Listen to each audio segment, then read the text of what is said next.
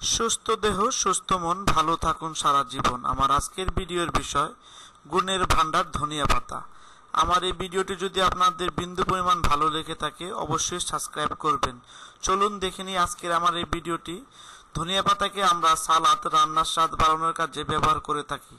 ধনিয়া পাতা রান্নার স্বাদ ও ঘ্রাণ আরও বাড়িয়ে তোলে, কিন্তু শুধু স্বাদ ও ঘ্রাণ বাড়ানোর কাজেই ধনিয়া পাতার গুণাগুণ শেষ হয়ে যায় না।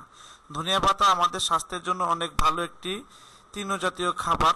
সালাদে এবং রান্না ব্যবহার করুন ধনিয়া পাতা। এছাড়া ধনিয়া পাতার জুস তৈরি করে খেতে পারেন। ধনিয়া পাতায় রয়েছে fibre, magnesium, iron, magnesium, vitamin C, vitamin K ও প্রোটিন। তাই ধনিয়া পাতাকে সাধারণ কিছু ভাবার কোনো কারণ নেই। চলুন দেখে নেই ধনিয়া পাতার অসাধারণ স্বাস্থ্য উপকারিতা।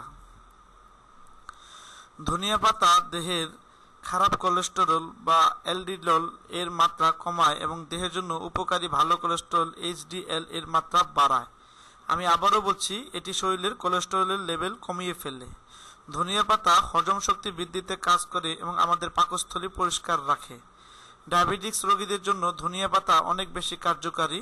এটি ইনসুলিনের ভারসাম্য বজায় রাখে এবং রক্তের সুগারের মাত্রা কমিয়ে ফেলে। ডায়াবেটিক্স রোগীরা অবশ্যই নিয়মিত ধনিয়া পাতা খাবেন।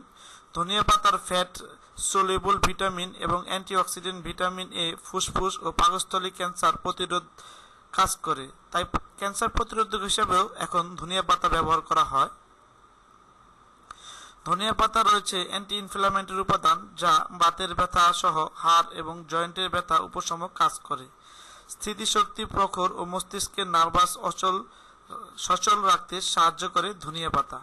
ধনিয়া পাতা রয়েছে প্রচুর পরিমাণে আয়রন, যা রক্ত স্বল্পতা রোগ দূর করতে সহায়তা করে। ধনিয়া পাতার ভিটামিন কে এলামাই রোগের চিকিৎসার বেশ কার্যকারী ভূমিকা পালন করে।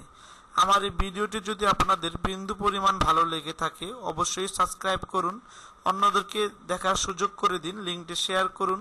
সবাই ভালো থাকবেন, সুস্থ থাকবেন। দেখা হবে হেলথ বিষয়ক কোনো ভিডিওতে। সে পর্যন্ত সবাই ভালো থাকবেন, সুস্থ থাকবেন।